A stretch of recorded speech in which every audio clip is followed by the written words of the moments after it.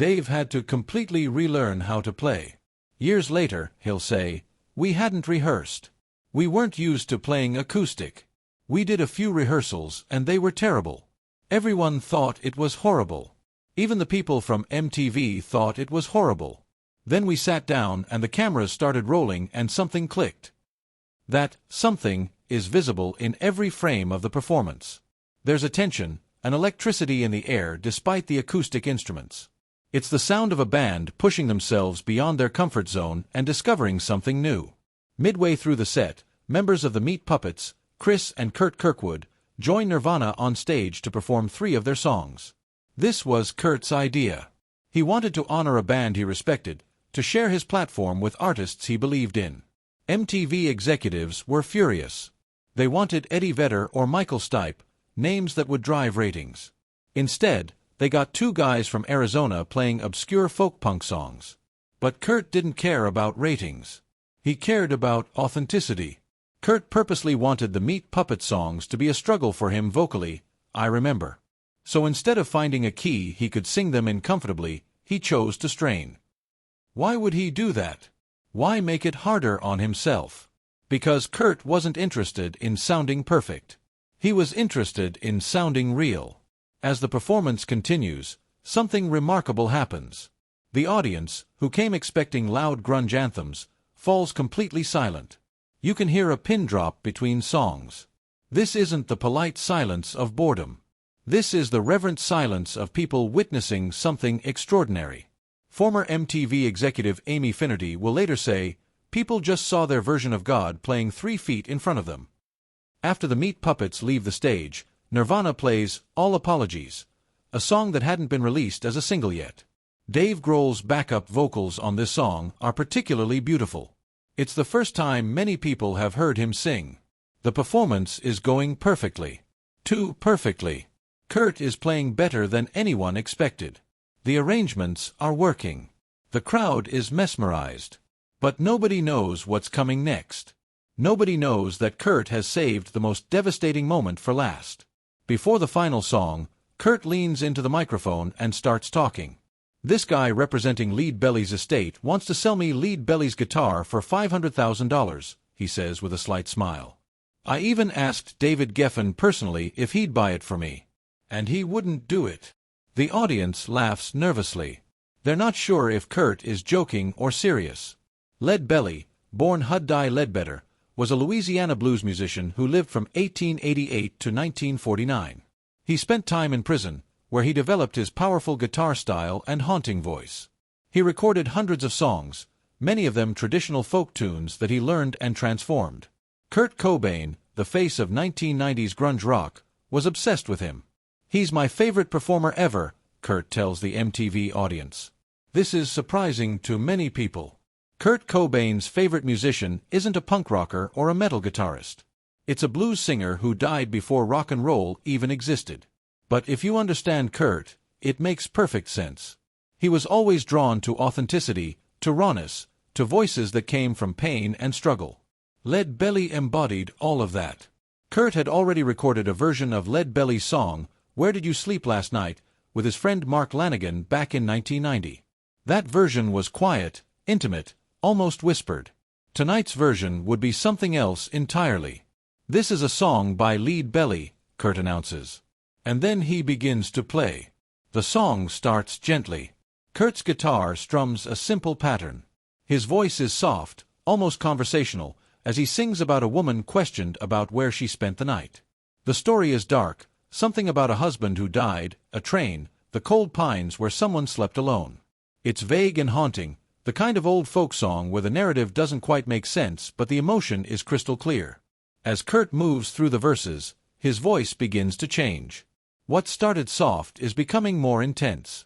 The strain is showing. In the control room, I'm watching the monitors. Something is happening. Something unprecedented. Kurt's face is changing. His eyes are closing. His whole body is tensing up. He's not just singing this song, he's being consumed by it. The final verse approaches. The part about shivering in the pines all night long. And then Kurt does something that makes time stop. For the final line, "I would shiver the whole night through," Kurt's voice jumps up an octave. He has to strain so far that his voice cracks. He screams the word shiver so hard that the band stops playing, as if a fight just broke out at a wedding. Then he howls the word hole. And then, in the brief silence that follows, Kurt does something very strange. He opens his eyes and stares directly into the camera with an expression that's impossible to describe. Pain. Exhaustion. Surrender. Rage. It's the look of someone who has just poured every last drop of themselves into a performance and has nothing left to give. MTV executive Amy Finnerty will later say, "When you saw the sight of his face before the last note, it was almost as if it was the last breath in him." Neil Young, one of Kurt's heroes, will describe that final moment as unearthly, like a werewolf, unbelievable. The song ends. The studio is completely silent. Nobody moves. Nobody breathes. Then the audience erupts. The applause is thunderous. People are on their feet. Some are crying. Kurt slumps forward over his guitar, completely spent. His cardigan is soaked with sweat.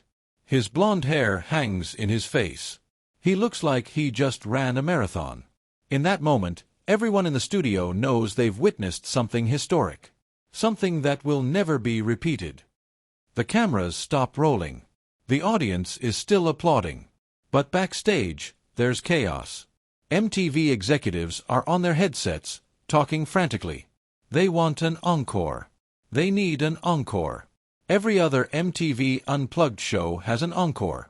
It's part of the format. I press the button on my headset and relay the message to the stage crew. "We need Kurt to come back out," I say. "One more song." Director Beth McCarthy Miller is being pressured directly by MTV executives. They want "Smells Like Teen Spirit." They want a hit. They want something they can promote. But McCarthy refuses to even ask. She knows what we just captured. She knows that asking Kurt to play Teen Spirit right now would be insulting. "If you want to ask him yourself, go ahead," she tells the executives. "But I'm not doing it." Meanwhile, I'm trying a different approach. I find Dave Grohl, Chris Novoselic, and Pat Smear. "Now's the time," I tell them. "You're not gonna get to do this again." They're listening. They're not dismissing it outright. I start throwing out suggestions. What about verse, chorus, verse? I suggest an obscure B-side that would work acoustically. Or maybe Marigold, that song Dave sings? I'm deliberately not suggesting hits. I know Kurt won't go for that. I'm trying to think of songs that would fit the mood of what we just created. Dave, Chris, and Pat are ready to go back out. They're willing to do it if Kurt wants to. But Kurt is sitting on a stool backstage, staring at the floor. I approach him carefully. "Kurt," I say, "what do you think about an encore? We could do something acoustic. Something quiet. Doesn't have to be a hit." Kurt looks up at me. His eyes are red. He looks exhausted in a way that goes beyond physical tiredness. "I don't think we can top the last song," he says quietly. And the minute he says that, I press the button on my headset. "We're wrapped," I tell the production crew. Because Kurt is right. You can't top that. You can't follow "Where Did You Sleep Last Night" with anything. That performance was a conclusion.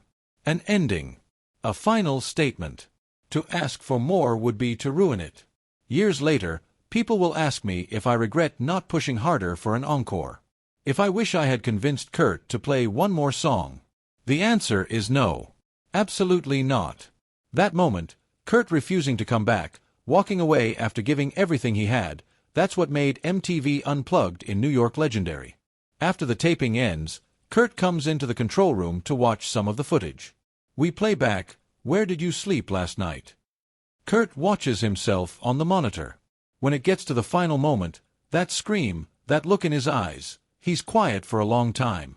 "That was good," he finally says. "Really good." He seems genuinely happy with it. Satisfied. Maybe even proud. This was a band, at their prime, doing great work and enjoying it, I'll later tell MTV when people ask about the performance. This was not something sad. In that moment, Kurt was really happy with what we created. The MTV Unplugged episode airs on December 16, 1993, about a month after it was recorded. It's 45 minutes long and omits 2 songs due to time constraints, Something in the Way and Oh Me. The response is immediate and overwhelming. Critics call it Nirvana's best work. Fans who only knew the band's loud, aggressive side discover a completely different dimension to their music. Dave Grohl will later reflect, "We hadn't rehearsed. We weren't used to playing acoustic. We did a few rehearsals and they were terrible. Everyone thought it was horrible. Then we sat down and the cameras started rolling and something clicked. It became one of the band's most memorable performances. For a few months, everything seems perfect. Nirvana has proven they're more than just a grunge band. They've shown they can be vulnerable, artistic, experimental. They've expanded their legacy.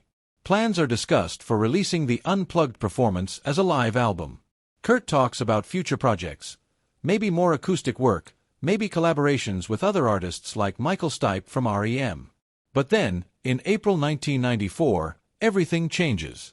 Kurt Cobain passes away, and suddenly MTV Unplugged in New York takes on a completely different meaning. When news breaks in April 1994, MTV immediately begins airing the Unplugged performance on repeat. Over and over and over. 4 days. 4 weeks. The images burn into the collective consciousness of a generation. Kurt slumped over his guitar, the stargazer lilies, the blue light, the funeral atmosphere that he specifically requested. People watch it again and again, looking for clues. Looking for signs. Looking for some explanation. That look in his eyes during "Where did you sleep last night?" Was that a goodbye? Was he trying to tell us something? The black candles and lilies. Did he know? Was he planning this all along? Some people become convinced that the entire Unplugged performance was a final message. An artistic farewell. But I know the truth. I was there. I saw Kurt's face when we watched the playback. I heard him say, "That was good." That performance wasn't about endings. It was about Kurt discovering a new direction for his music. It was about a band at their creative peak, exploring new possibilities. Still, I understand why people see it differently now. When you know how the story ends, you can't help but reinterpret everything that came before. In August 1994, Kurt's record label, DGC, announces plans to release the MTV Unplugged performance as a live album. The working title is Verse Chorus Verse. It's supposed to be a double album with other live performances. But the project is complicated. There are legal issues. Emotional issues. Nobody knows quite how to handle releasing new Nirvana material when Kurt is gone. Finally, on November 1, 1994, exactly 7 months after Kurt's passing, MTV Unplugged in New York is released as a standalone album. The world isn't sure they're ready to hear it. Many fans are still grieving. The idea of listening to Kurt's voice, knowing he's gone, feels unbearable. But when people finally press play, something unexpected happens. The album debuts at number 1 on the Billboard 200. It sells over 300,000 copies in its first week, Nirvana's best first-week sales ever. It's not just commercial success. The critical acclaim is universal. Rolling Stone calls it Nirvana's second masterpiece, after Nevermind. They write that Kurt could have revolutionized folk music the same way he did rock, if he had lived. AllMusic describes it as fearlessly confessional, saying the performance finds Nirvana on the verge of discovering a new sound and style. At the 1996 Grammy Awards, MTV Unplugged in New York wins Best Alternative Music Performance, Nirvana's first and only Grammy. Dave Grohl and Krist Novoselic attend the ceremony to accept the award. It's an emotional moment. They're accepting recognition for what turned out to be their final complete work as Nirvana. In his acceptance speech, Dave keeps it simple: "We'd like to thank Kurt Cobain for making this possible." Over the years, the album continues to grow in stature. It's not just seen as a great live album, it's considered one of the most important albums of the 1990s, period. The 1959 Martin D-18E guitar that Kurt played during the performance becomes legendary. In 2020, it sells at auction for $6 million, making it the most expensive guitar ever sold. The buyer is Peter Friedman, founder of Rode Microphones. He plans to tour the guitar around the world so fans can see it, touch it, connect with it. The buyer is Peter Friedman, founder of Rode Microphones. He plans to tour the guitar around the world so fans can see it, touch it, connect with it. Because that's what MTV Unplugged in New York has become, a connection point. A way for millions of people who never got to see Nirvana live to experience something close to being in the same room with Kurt Cobain. But there's something people often overlook when they talk about this album. Something important. Yes, it's associated with loss. Yes, it's become a memorial. Yes, it's impossible to listen to it now without thinking about what came after. But it's also a testament to Kurt's artistry, to his willingness to take risks, to his commitment to doing things his own way, even when everyone told him he was wrong. MTV wanted hits. Kurt gave them covers of obscure folk songs. MTV wanted stadium rock. Kurt gave them funeral lilies and acoustic guitars. MTV wanted an encore. Kurt walked away. And in doing so, he created something timeless. 31 years after that November night in 1993, MTV Unplugged in New York remains one of the most watched, most discussed, most analyzed performances in music history. Music students study it in college courses. Guitarists learn every nuance of Kurt's playing. Singers try to capture that vulnerability in his voice. The performance has been called many things: a masterpiece, a requiem, a turning point, a farewell. But perhaps the most accurate description comes from someone who was actually there. "You knew for sure that history was being made," says former MTV executive Amy Finnerty. "No doubt about it. You're lucky if you get to be at something like that once in your lifetime." What makes MTV Unplugged in New York so special isn't just the music, though the music is extraordinary. It's what the performance represents. It represents an artist refusing to compromise. Kurt could have played "Smells Like Teen Spirit" and given MTV exactly what they wanted. Instead, he used the platform to honor his influences: Lead Belly, David Bowie, the Vaselines, the Meat Puppets. It represents vulnerability at the highest level. Kurt spent his career hiding behind noise and distortion. On this night, he stripped all of that away and let the world see who he really was. It represents the power of taking risks. The entire Nirvana team was terrified going into this performance. They thought it might be a disaster. Instead, it became their defining moment. Dave Grohl has spoken many times about how that night changed his perspective on music. When Pat Smear joined the band, it changed everything, he recalls. "He's the sweetest person in the world." He became really close with Kurt. There was laughter. And doing Unplugged with him was it showed us we could do more than just loud music. After Nirvana, Dave went on to form Foo Fighters, a band that regularly incorporates acoustic performances into their shows. It's a direct influence from that MTV Unplugged night. Krist Novoselic pursued various musical projects and became an activist. But he's always said that MTV Unplugged represents Nirvana at their creative peak. Pat Smear, who was the newest member of Nirvana during the Unplugged taping, eventually joined Foo Fighters. He still plays with them today. That MTV Unplugged performance was one of his first major moments on a global stage, and it changed the trajectory of his career. For millions of fans around the world, MTV Unplugged in New York is how they remember Kurt Cobain, not as the angry, tortured grunge icon, but as a sensitive artist who loved folk music and wasn't afraid to show emotion.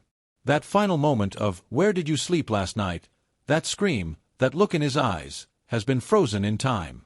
It's been analyzed and interpreted in countless ways.